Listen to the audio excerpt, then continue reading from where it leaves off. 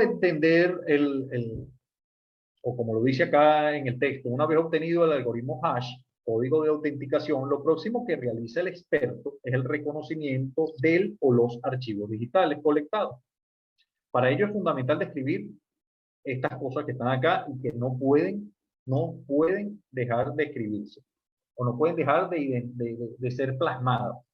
El nombre del archivo, el formato de extensión original, es decir, un archivo puede ser .ppt, como es estas láminas de PowerPoint, pero resulta que originalmente se creó como ppt, pero yo le pongo en guardar como, le pongo que se guarde como PDF. Entonces resulta que con el código hash te hace entender que ese archivo nació como un ppt. Si usted está viendo entonces que la extensión hoy en día es un PDF, ya inmediatamente debe entenderse que se modificó, que alguien tocó, valga la expresión, porque como le dije al principio, los archivos no se tocan, pues. Alguien manipuló digitalmente ese archivo. Entonces, véanse bien que el formato de extensión tiene que ser el original. También se debe hacer el dispositivo fuente.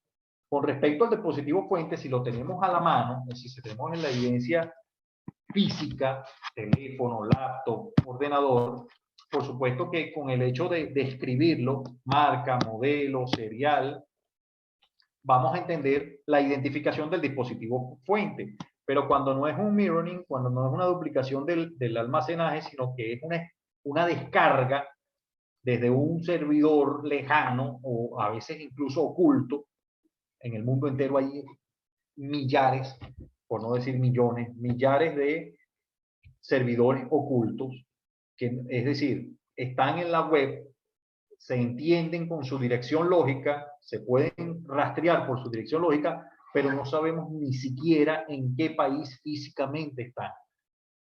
Les cuento que para los que trabajan pornografía infantil o alguna vez han escuchado del tema, todos los servidores con respecto a la pornografía infantil están en lo que se llaman las islas,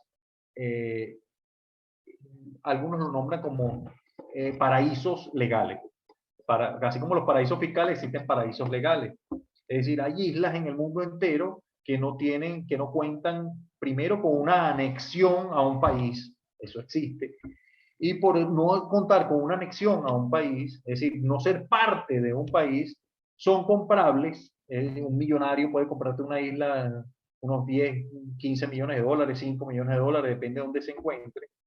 Y resulta que a partir de ahí, con comprar antenas y todo lo que es un despliegue de plataforma de telecomunicaciones, se pueden incorporar en esa isla archivos digitales en servidores que van a salir a la web, pero son irrastreables a nivel físico. Entonces, cuando se ocurren estas descargas, lo importante es generar el hash, pero además tienes que describir la fuente. ¿Y cuál es la fuente? Es la ruta, lo que llamamos nosotros en informática forense, la ruta de seguimiento de ese archivo. Eso es muy sencillo conseguirlo una vez que uno se mete en una página web y ve el HTTP. En ese HTTP se verifica la ruta de dónde se originó ese archivo. Algunos expertos, señores, ok, y además del dispositivo fuente hay que dejar constancia del tamaño digital. Algunos le hablan de peso digital, es decir, kilobytes, megabytes, gigabytes, terabytes. Bueno, todavía no he visto un archivo con terabytes, pero sí hay disco duro con capacidad de terabytes. Se le debe colocar el tamaño digital del archivo y además señalar en el reconocimiento técnico fundamental el código hash que generó al momento de ser extraído o duplicado.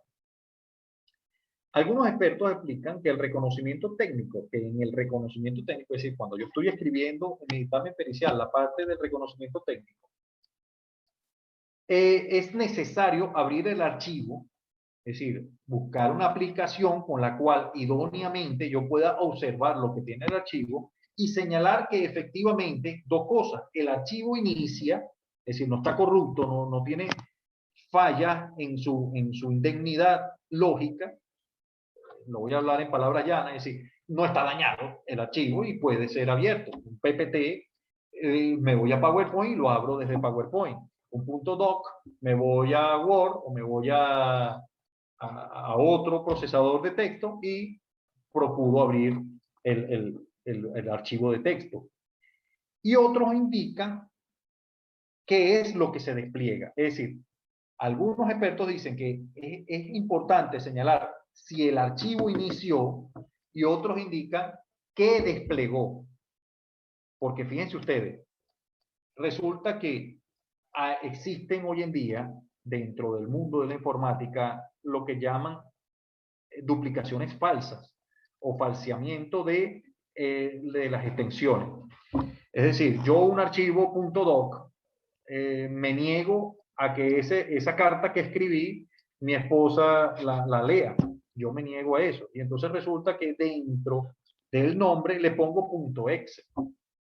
EXE, como si fuese un ejecutable. Entonces ella cuando se mete en las carpetas buscando a ver qué consigue de su esposo, resulta que cuando vea ese archivo .exe, nunca va a entender que es una carta a la cual yo me niego que ella lea. Entonces, cuando esa carta es .doc.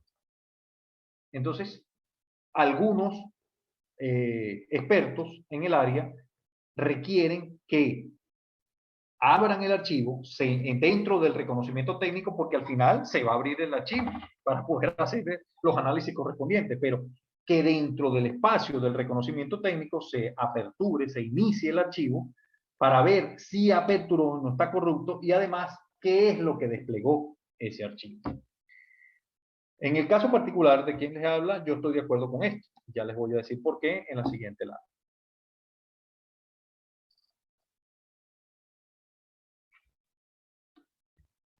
Ajá.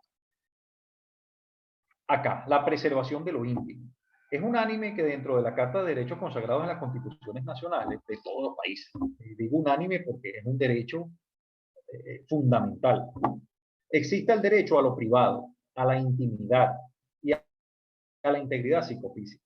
Es decir, mucho más allá de la vida y la libertad, después viene la privacidad. Yo quiero tener algunas cosas dentro de mi mundo más próximo y no llevarlo al mundo público. Por ello es menester que todo cuanto pueda vulnerar estos derechos sea apartado de los estudios ulteriores, a menos que el material en sí constituya delito. Vamos a explicar un poco con un ejemplo. Acabo de obtener un dispositivo móvil celular y se lo retuve, lo acabo de detener, de retener este teléfono a una persona que está siendo detenida por tráfico de drogas. Resulta que el velo de lo que le está ocurriendo a esa persona dentro del mundo ilegal, es posible que el teléfono me ayude como investigador a ahondar en los elementos de convicción para verificar que esa persona efectivamente tiene una responsabilidad penal. Resulta que yo agarro este teléfono y ¿qué voy a buscar? Voy a hacerle primero, como tengo el teléfono en la mano, no le voy a hacer una descarga, sino que le voy a hacer una duplicación, o como lo van a leer en algunos autores, un mirroring, que es un espejo a la memoria, al disco duro que tiene ese teléfono. Señores, los teléfonos inteligentes, yo no sé por qué le llaman inteligentes, pero lo que sí les puedo decir es que los teléfonos hoy en día son un computador en sus manos. Es decir, tienen memoria de acceso aleatorio, memoria RAM, y tiene una memoria de obtención de información digital, es decir, lo que llamamos nosotros un disco duro. Resulta que esa memoria, yo le voy a hacer una duplicación, ¿cierto?, de esa imagen para obtener todos los archivos que hay allí. Resulta que de todos los archivos hay conversaciones en WhatsApp, hay imágenes en Instagram, hay muchas cosas allí que efectivamente tienen que ver con el presunto tráfico de droga al cual se está investigando. Pero ese señor al cual le retuvieron su teléfono y está prendido por tráfico de droga, tiene allí una foto de una mujer desnuda, una imagen digital de una mujer desnuda y abajo dice, mi amor, para ti, te extraño. Esa imagen pasa, o sea, se sobrepasa las fronteras de la investigación y cae en la vulneración de sus derechos en caso de ser exhibido. Entonces, por eso yo me sumo a la posición de los expertos al abrir el archivo, porque fíjense ustedes, este señor que tiene esa imagen, a lo mejor tiene una imagen, no va a decir mi esposa desnuda que me extrañaba, es mentira que el nombre va a ser así.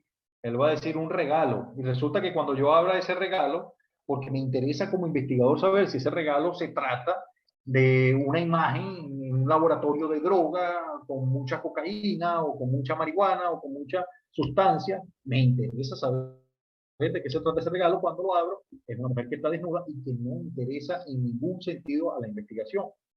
Entonces, mal pudiera yo como experto someter los derechos de la privacidad y de la intimidad de ese sujeto aprendido, aunque sea una persona aprendida y en verdad esté responsablemente cometiendo el hecho, no se puede someter a esa persona, vulnerar, perdón, los derechos de ella, aunque esté cometiendo el delito.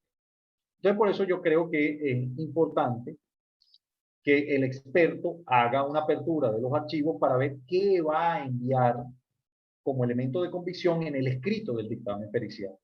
Porque enviar un archivo, una imagen, un video que vulnere la integridad psicofísica, la intimidad de ese señor, en este país, por ejemplo en Venezuela, es susceptible de cometer delito el que haga eso.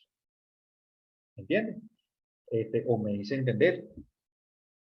Por otro lado, fíjense ustedes cuando dicen aquí, es menester que todo cuando pueda vulnerar estos derechos sea apartado de los estudios ulteriores, a menos que el material en sí constituya delito. Resulta que yo no estoy abriendo una imagen de una señora diciéndole que extraña a esta persona desnuda, sino que estoy abriendo un video y en ese video veo a este señor teniendo relaciones incestuosas, ¿sabes? Bueno, incestuosas no, porque no sabemos cuál es la vinculación parental con esta persona, pero se puede verificar que en el video la persona que está sosteniendo relaciones sexuales con este señor, por su apariencia física, ¿verdad? De prima facie, de primera mirada, pareciera una niña. Resulta que ese video entonces en sí constituye delito, aunque estamos vulnerando su intimidad, porque tener relaciones sexuales se supone que van a estar desnudos.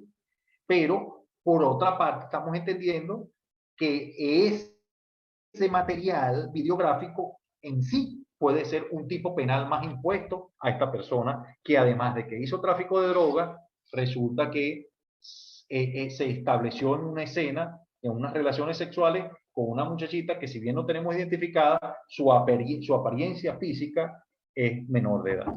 Eso es delito y entonces eso sí puede salir dentro del dictamen pericial. Bueno, ya yo le estoy dando aquí a la flechita porque gracias, Durí. Ahora es verdad que tú me ayudas con esto. Bien, vamos a ver las dos próximas láminas en esta específicamente y la que viene, una palabra, una frase que muy pocas veces la veo en los dictámenes periciales a nivel mundial, ni siquiera en Estados Unidos, que he revisado algunos dictámenes periciales de este tipo en Estados Unidos y no se toma la precaución de realizar esto. Señores, la coherencia técnica. Si bien es cierto, la coherencia técnica no es parte esencial dentro del proceso penal para una evidencia digital, fíjense ustedes lo que digo aquí. Se los voy a leer, me permito leérselos con su venia. Tal y como se expresó en la definición de las imágenes digitales, son susceptibles de alteración. Se hace la pregunta, ¿cómo puede garantizarse que el archivo no haya sido modificado en su contenido por manos expertas que desean desviar los hechos? Ya sabemos que con el algoritmo hash, el juez puede entender efectivamente que el experto extrajo esa información y en el momento de la extracción no fue modificada. Ahora, durante el curso de la investigación, viene la otra pregunta, ¿cómo se le puede garantizar que el archivo no haya sido modificado en su contenido por manos expertas que desea desviar los hechos? el análisis de la coherencia técnica es la respuesta idónea. El archivo de imagen, objeto de estudio legal, deberá ser sometido a la verificación de su contenido, pero no a la verificación de su contenido en el sentido estricto del proceso penal, sino de la indemnidad respecto a los píxeles, respecto al orden lógico que debe llevar la imagen. Por ejemplo, existen análisis de luz y de contraste. En todos los casos, lo que se quiere con la coherencia técnica es decir, ese archivo, una vez extraído, no fue modificado, pero durante el paso, mientras estuvo en las manos del experto forense, tampoco fue modificado. ¿Lo ven? Y, ojo, si fue modificado, porque pudo haber sido modificado, fue incluso antes de que yo hiciera la duplicación o la descarga del mismo. Para todo esto, yo los invito a que, una vez terminado, bueno, las láminas quedan con ustedes. Busquen este programa, Forensically Image Verification Tool. Esa herramienta es gratis y ustedes pueden abrirla desde Internet. Una vez que abran desde Internet esa herramienta, pueden colocar imágenes que ustedes hayan modificado, imágenes que no, y empiezan a jugar con todos los criterios de análisis que tiene una imagen. Ahí van a entender que la coherencia técnica es útil, es necesaria y es ineludible, porque es la única manera de decirle a un juez, esta imagen fue indemne, es decir, no fue alterada. Incluso si fue alterada, fue antes de que yo le hiciera la descarga o yo le duplicara la imagen. Eso compondría entonces nuevos tipos penales para quien lo haya efectuado. Las aplicaciones para efectuar este ineludible paso son muchas, hay muchas aplicaciones. Sin embargo, esta es gratis, revísenla y también pueden buscar desde el Google muchísimas otras que no son gratis. Desde el mismo CorelDRAW y desde el mismo Adobe Photoshop se pueden hacer análisis de coherencia técnica en las imágenes. Siguiente lámina.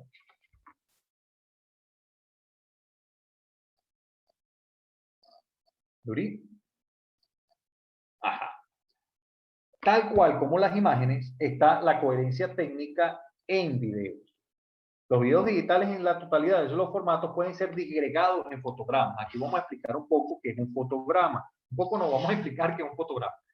Resulta que todos los videos, aunque son secuenciales de movimiento, ¿cierto? Por la captación, lo real es que en lo digital, tanto como lo analógico, son capturas de fotos a una velocidad tal que se verifica que el movimiento que se verifica el movimiento o desplazamiento de los objetos.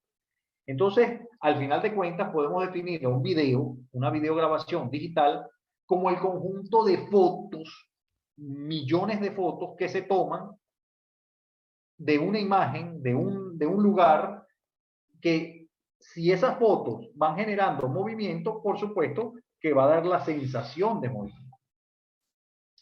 En ese sentido, la coherencia técnica en videos te propone dos tipos de verificación, o la verificación de la coherencia es con base en dos criterios. Uno, la evaluación interfotograma, es decir, hubo modificaciones entre foto y foto, porque hay expertos que te pueden colocar entre una foto y otra 3 fotos alteradas con Photoshop en donde se puede verificar que había una persona con lentes y resulta que después se ve sin lente. Ese hecho, esa circunstancia de modificación te genera dentro del proceso penal una disyuntiva y unas interrogantes gigantescas. Pero resulta que lo que fue que entre fotograma y fotograma colocaron uno o varios fotogramas al interés del que lo quiere modificar. Y dos, la evaluación intrafotograma, cuya evaluación procede igual que el estudio sobre las imágenes. Es decir, una vez disgregado el video en fotogramas, que son imágenes individuales, miles de imágenes individuales que generan el movimiento, cada fotograma que tú agarres y que tú que aprecies o que observes que puede tener una modificación, lo puedes pasar en la herramienta que les di anteriormente, que es el Forensically, o el Adobe Photoshop, o cualquier otra, o el CorelDRAW, cualquiera de estas herramientas, para ver si es indemne, si está íntegra, y si su evaluación de píxeles no genera dudas. En todo caso, acá al final de esta lámina, como el tiempo es corto y la verdad que tampoco puedo ser tan específico en cuanto a la coherencia técnica, yo les dejo acá una dirección, espero que la copien, que es un PDF de una experta, Beatriz López, excelente escrito con respecto a la coherencia técnica en video. Ella con este enlace van a profundizar sobre lo que les estoy diciendo.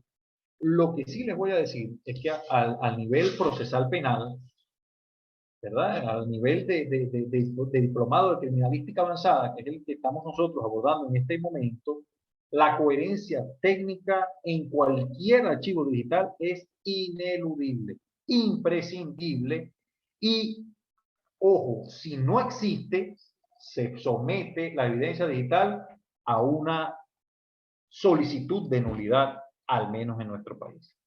Siguiente lámina, Durí, por favor. Ahora vamos bien, ahora bien, ya vimos cómo extraerlo o duplicarlo, ya vimos cómo descargarlo, ya vimos que además de descargarlo hay que generar un hash para dar la fe de que ese documento fue bien extraído, fue bien duplicado. Resulta que ya vimos que la coherencia técnica es un paso ineludible dentro del dictamen pericial. ¿Para qué? Para darle la respuesta al juez en tanto y cuanto ese archivo, si fue modificado, fue antes de la extracción y durante la extracción no fue modificado. Entonces ahora vamos al meollo del asunto judicial, del asunto procesal penal, que es el análisis de contenido e imágenes de videos digitales. El análisis de contenido, aunque pareciera algo que, bueno, obvio, pareciera que está dentro del mundo de la superficie, de la obviedad, de lo que se aprecia por cualquier vista, es necesario realizarlo. En este estudio, las condiciones generales de forma de la imagen o del video, se trata de una imagen de paisaje, un retrato, unas personas, animales, incluso se trata de texto, cuadros de datos, diagramas. En fin, lo que se persigue es explicar la imagen o el video en cuanto a su formato, dimensiones, color y expresión obvia de lo que contiene. La explicación del estudio descriptivo es ineludible para el análisis de contenido. Vamos a ver un ejemplo en la siguiente lámina.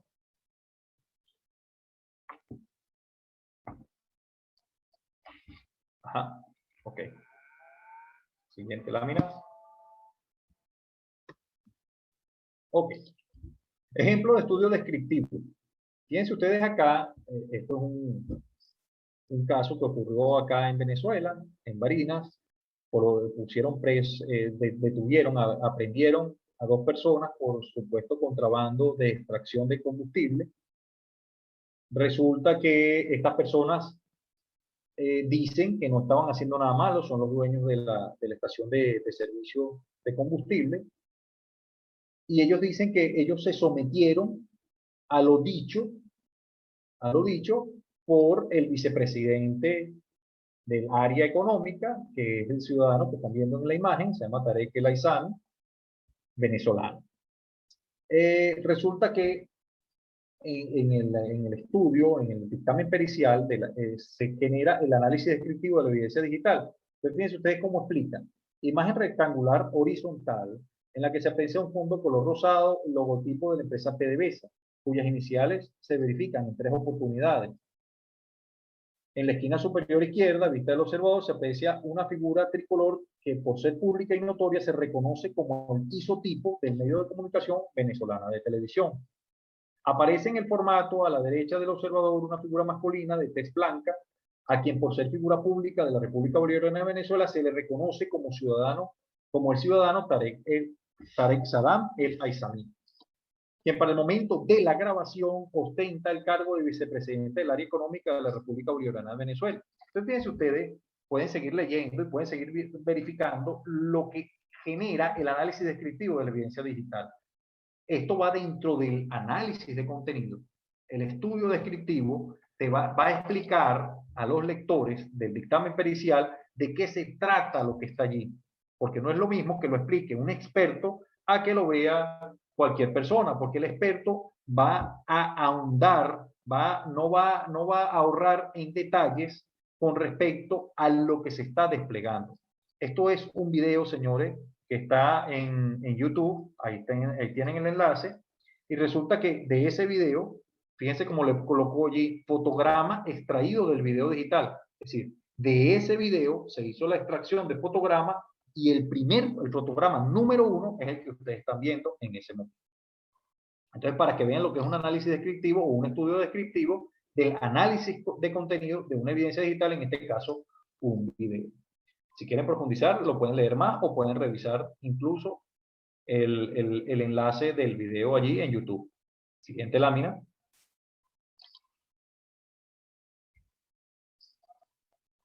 Durí. Ajá. Hay un feedback ahí que cuando yo digo siguiente lámina, al ratico es que como que me escuchan. No importa, yo estoy aquí, así agarro un poquito de aire entre lámina y lámina. Mejor para mí así agarro aire. El análisis de contenido de imágenes digitales también compone lo principal, que es el estudio material. Es decir, el análisis material del contenido. ¿De qué se trata? Este tipo de análisis conlleva a la verificación de connotaciones implícitas y explícitas, pero más las implícitas, porque las explícitas se supone que ya están dirimidas o están explicadas en el estudio formal o el estudio descriptivo. La imagen o el video se revisa tanto la hilación temporal de eventos, si es un video. ¿Qué es la hilación temporal de eventos? Bueno, no es otra cosa que la secuencia de las cosas que ocurren dentro de ese archivo tipo video. El estudio material lo primero que va a decir es cuánto tiempo lleva esa videograbación y qué ocurre, qué cosas ocurren durante ese transcurrir del video, colocando como puntos de inflexión momentos interesantes de variación dentro del video. Hay videos que duran 1 hora, 30 minutos, 2 horas, lo que dure. Resulta que dentro de la hilación temporal de eventos, lo primero que se va a hacer es cuánto dura, se va a explicar eso, y además se van a ver los hitos importantes, es decir, los momentos, los puntos de inflexión importantes en donde varió el video de una escena a otra. Si estamos estudiando, por ejemplo, el hecho de que una persona A sacó o se verifica que saca de la pletina de su pantalón algo, porque todavía no se puede definir bien qué es ese algo, resulta que alza el brazo y apunta o señala a una persona B y eso es un hito cuando está haciendo eso. Resulta que después de que eso ocurre, la persona B sube las manos y posterior a esa alzada de manos comienza a buscar dentro de su cartera algo y le entrega al sujeto A algo que tampoco lo podemos definir porque a lo mejor la distancia de la captura de pantalla del video no está para describir eso. Pero resulta que si yo explico que hay 2 hitos importantes donde A alza la mano, saca algo de su pletina del pantalón y alza la mano señalando a B y después B resulta que saca de su bolso algo y se lo entrega a, no es necesario que yo diga que se trata de un robo o como ustedes lo llamen en sus legislaciones. Simplemente yo lo que estoy explicando a nivel de estudio material del contenido me va a generar una convicción dentro del juez en que A efectivamente estaba en un proceso de robo a B, bajo una amenaza de un arma que no está definida. Ahora bien, hay que definir entonces la identificación de A, la identificación de B, que me imagino que B denunció el hecho, y hay que definir entonces qué le sacó A a B para inducirlo, para coaccionarlo a la entrega de la cosa, y qué sacó B para entregárselo a. Bien, eso es el estudio material. Ahora bien, evitando lo que se debe hacer es destacar inferencias, conclusiones objetivas con base a las valores objetivas del material. Objetividad, señores. Perdónenme la redundancia en esta frase, pero es que valga, porque es objetividad. Fíjense que yo no le dije a ustedes que un tipo se sacó del pantalón una pistola y apuntó a una mujer.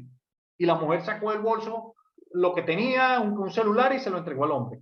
No, señores, eso no es objetivo, porque yo en ningún momento estoy observando ni un arma de fuego, ni el teléfono que le entregaron a ese señor. Yo lo que estoy diciendo, de acuerdo a lo observado, es que A sacó algo de la pretina de su pantalón y señaló a B, y B, una vez que alzó las manos, al terminar de alzar las manos, busca en su bolso algo y se lo entrega a A. Eso es lo objetivo. Ahora, las inferencias van a salir solas de lo que está ocurriendo allí, pero no podemos o debemos evitar, los expertos, las especulaciones y opiniones. Esto es absolutamente cierto en los dictámenes periciales.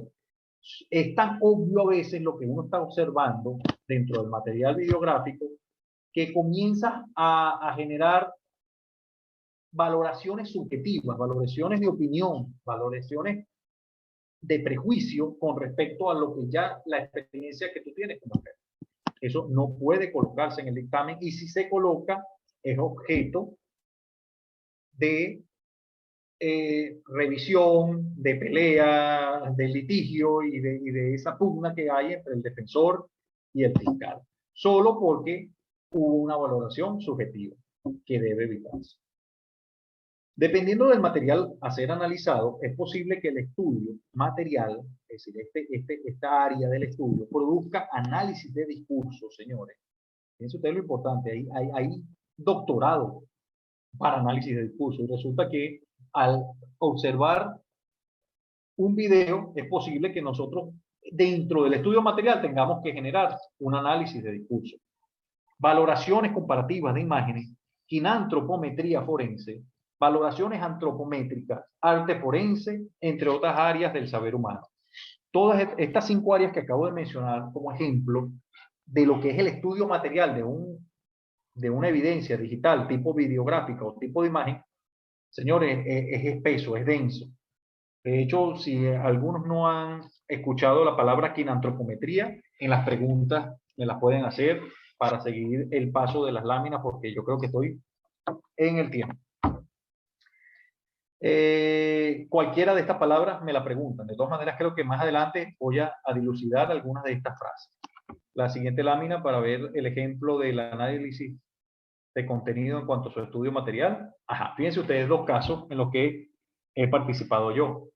En el primer caso se verifica una valoración comparativa de imagen. Nos entregaron en el Museo de Arte Contemporáneo de Caracas, acá en Venezuela, nos entregaron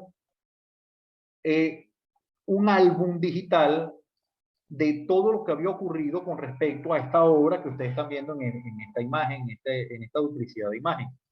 Se llama La Odalisca en pantalón rojo.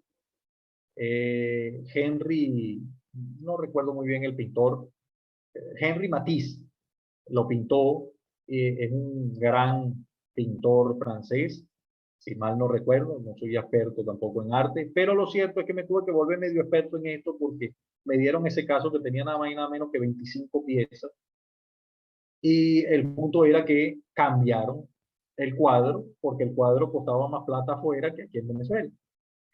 Y con esto que necesitamos dólares aquí en Venezuela, bueno, se pueden imaginar. Resulta que en ese álbum digital yo me encuentro con estas 2 imágenes que evidentemente, obviamente, son distintas.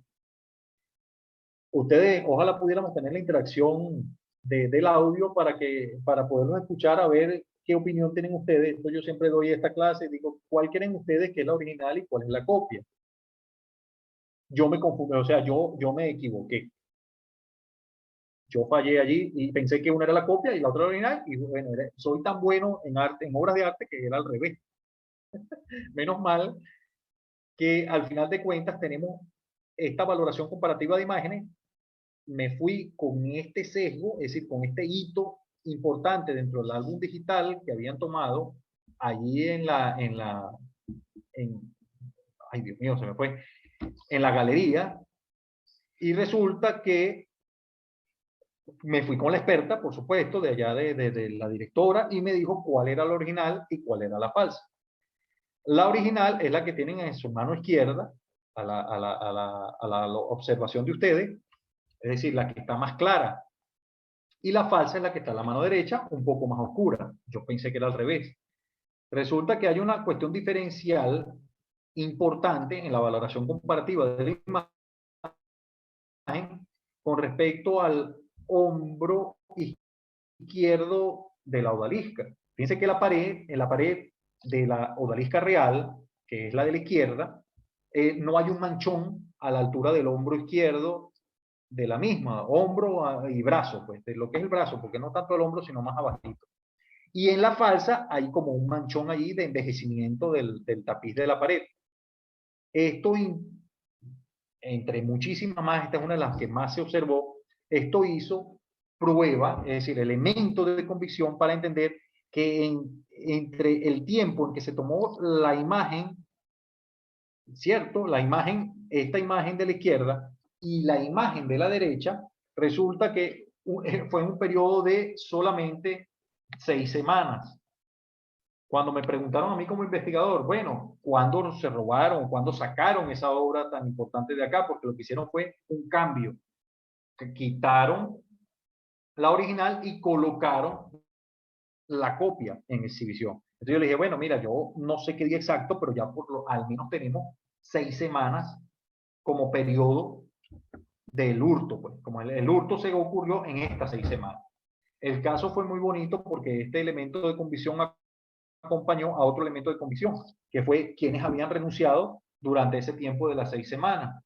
Y resulta que una sola persona había renunciado y, oh sorpresa, ese señor tuvo el dinero y la capacidad económica, después de ser un vigilante, de llegar a España con todos los gastos pagos y todavía está allá. No lo hemos traído a Venezuela a que pague por el hecho, pero a la luz de estos hallazgos, es muy posible que haya sido el autor material.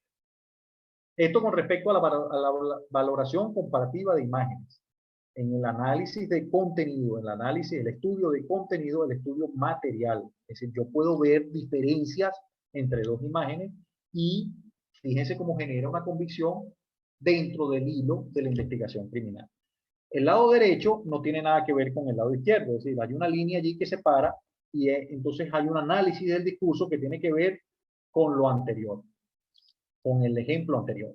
Entonces, fíjense ustedes en el análisis del discurso, ya hablamos del análisis descriptivo, en el análisis del discurso, fíjense que se trata el material objeto de estudio sobre un monólogo seccionado de una alocución de mayor tiempo. Es decir, que solamente el video es una extracción de una alocución que se verifica que tiene más tiempo, sin interrupciones de terceros. Es decir, efectivamente es un monólogo, no hay quien haga una intervención.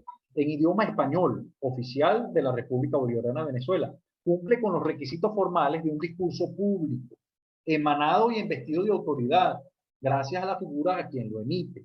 Es congruente en cuanto a su contenido. Es decir, la persona que habla es el vicepresidente del área económica y está hablando sobre petróleo. Y se verifican dos autocorrecciones. La primera, una idea adjetiva, y en la segunda, una idea adverbial por parte del emisor. Eso ocurre cuando uno se va dentro de un discurso. Aquí, en las muchas veces que he conversado, me he autocorregido. A veces digo, valga la redundancia, como para seguir, pero esas autocorrecciones tienen que ser estudiadas y verificadas dentro del análisis del discurso. El contexto de la locución, República Bolivariana de Venezuela, y ahí comienza una explicación de lo que es el contenido dentro de esta área que se llama análisis del discurso. Es decir, los criminalistas, mucho más allá de haber estudiado criminalística, criminología, derecho, investigación criminal, lo que hayan estudiado, resulta que si se afrontan a un contenido digital, es probable que tengan que ondear por esta área del análisis del discurso para generar efectivamente un estudio material del análisis de contenido de una evidencia digital. Siguiente lámina, por favor. El análisis lingüístico. Cuando en el estudio material de la evidencia digital de interés criminalístico se exhiba texto, redacciones o sonidos que indican un discurso, es imperante, es decir, es importante, es ineludible abordar este aspecto en el marco de los signos lingüísticos. Entendemos signo lingüístico, significante, significado. Es decir, yo les estoy dando una palabra, hola, y entonces todos ustedes deben entender, porque estamos hablando dentro del mismo código de lengua, que es el español, que es lo que los estoy saludando. Es decir, mi significante, hola, tienen ustedes una significación o un significado coherente con el análisis, con el signo lingüístico, se llama esto. Resulta que es esencial que el lector del dictamen pericial del análisis de contenido, fiscal del Ministerio Público, juez o defensor, no deje cabida a la duda razonable en referencia a lo dicho o leído. Vamos a ver un ejemplo en la siguiente lámina y a lo mejor digerimos esto un poquito mejor. Fíjense ustedes esta nota que le dejaron a una ciudadana, perdón, a un ciudadano, porque la esposa se había portado mal, había hecho algo con respecto en contra de un cartel de contrabando aquí en Venezuela, y le dejaron esta imagen bien sugerente. Esto es digno de un análisis de contenido y un análisis descriptivo previo, pero solamente voy a abordar lo que es la parte lingüística. Te tenemos marcado pedazo de sapo, mama huevo, perdónenme por la palabra, pero lo decía así, eso estaba en Facebook. Te tenemos marcado pedazo de mamagüevo, pedazo de sapo mamagüevo a ti y a tu esposa. Los vamos a joder por andar echando paja. En Venezuela, cualquiera que haya nacido aquí y que haya verificado y que entienda nuestros modismos, nuestras cosas, nuestro hablar coloquial acá, va a entender esto perfectamente. Parece obvio lo que dice allí. Y perdónenme nuevamente lo peyorativo, el perdón, con el perdón de todas estas malas palabras, en esta honorable tribuna que ustedes me tienen a bien colocarme, pero vale la acotación de todas estas malas palabras para hacer el análisis lingüístico hecho en un dictamen pericial. Es importante aclarar que en la evidencia digital exhibida, imagen objeto de estudio, cuando se refiere a sapo, se trata de un modismo vulgar peyorativo en el que se refiere al sujeto como delator de un hecho o una idea. Porque al final de cuentas en español sapo es un animal.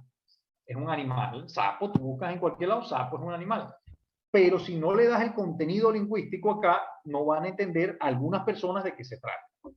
Echar paja, como al último dice echando paja, frase utilizada comúnmente para denotar la delación. Es decir, dices algo que no conviene a unos terceros. Entonces es una delación, están delatando a alguien. Los vamos a joder, aunque esto yo creo que todos lo vamos a entender acá, también es digno y es ineludible hacer su análisis lingüístico. Porque si lo traducen en otro idioma, los vamos a joder, de repente no lo van a entender. En cambio, si traducen el análisis lingüístico, va a entenderse claramente de qué se trata. Frase en la que se amenaza con un daño futuro a los referidos. Al o los referidos. Mama huevo, perdónenme que me da esta pena, pero no encontré otro ejemplo. La próxima busco otro ejemplo, Durí, porque me da pena. No, la anterior. Le dije Durí, pensó que iba a pasar. Ya va, mamá. No, anterior, atrás. Ajá. Esa parte de mamá huevo es una frase vulgar para denigrar. Marcado, frase utilizada para indicar la ubicación en espacio geográfico de una persona, a una persona. Entonces, fíjense ustedes, si no hay análisis lingüístico, toda esta frase que está acá, la pasamos a otro país y muy mal pudieran en ese país entender todo lo que ocurre allí. Entonces, cuando existe dentro del análisis de la imagen o del video algún discurso, alguna redacción, alguna frase, algún texto que genere análisis lingüístico debe hacerse para soportar el análisis de contenido. Siguiente, ahora sí. Ya casi terminamos. Durí, ajá. La evidencia digital como soporte de estudios identificativos ulteriores. Si posterior a la evidencia como tal digital, es posible que esa sea soporte de algo más. Vamos a leer. Existen casos en los que la evidencia digital de interés criminalístico, imágenes o fotogramas de videos, en los que puede apreciarse rostros o posturas de personas que servirán de muestra fehaciente para estudios que se aproximen a la identificación de las mismas. Para ello es más riguroso el proceso de colectación y procesamiento de la evidencia digital. Es decir, es ineludible el análisis de la coherencia técnica debido a los efectos que esta muestra trae consigo. La definición pareciera vaga, pero se lo explico brevemente. Dentro de un teléfono estoy obteniendo una imagen de un rostro.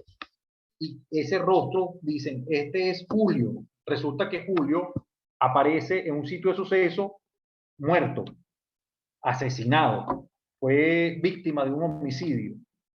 ¿Cómo hago yo para, en realidad, destacar que esa cara es Julio?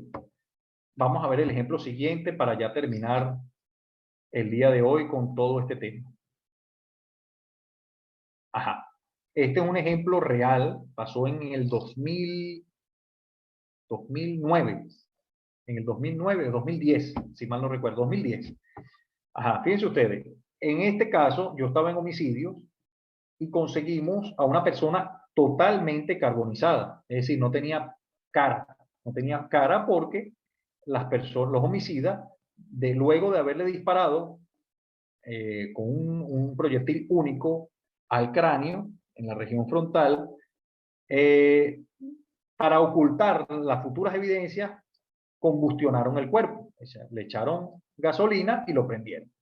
La persona, en total de las cuentas, esta persona no era identificable prima facie, es decir, de primera observación. Resulta que dentro de todas las cosas, teníamos ya un sospechoso de alguien que estaba desaparecido. En ese buscar y buscar, que no les voy a explicar tanto porque ya la noche avanzó, conseguimos una imagen digital.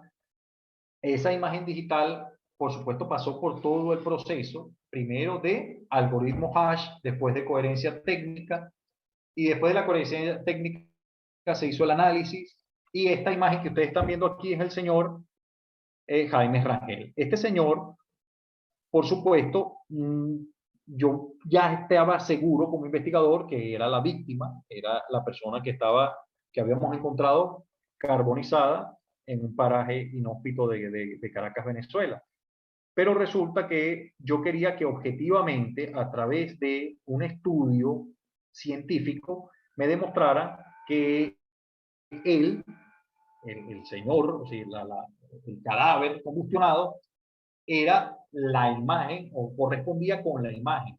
Y pueden ver en el punto 19 de todo lo que fue el análisis de la acusación en la acusación fiscal, se habla de una experticia antropológica sobre descripción de caracteres físico-morfológicos. Esta es una experticia bien interesante, suscrita miren, sí, en el 2010, suscrita por un experto profesional muy amigo mío, Juan Rodríguez, adscrito a la División de Antropología Forense. Él dice que, tomando en cuenta los estudios morfológicos externos, ¿qué pasó? Se me acabó el tiempo, ahora sí. No me corra todavía, Duri, que falta poquito.